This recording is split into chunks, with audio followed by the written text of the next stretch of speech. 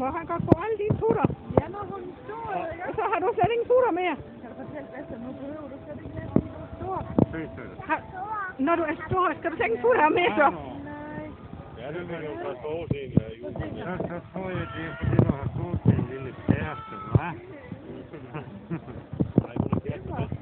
Er du til vej der igen så? Nej, det kan jeg godt. Nej.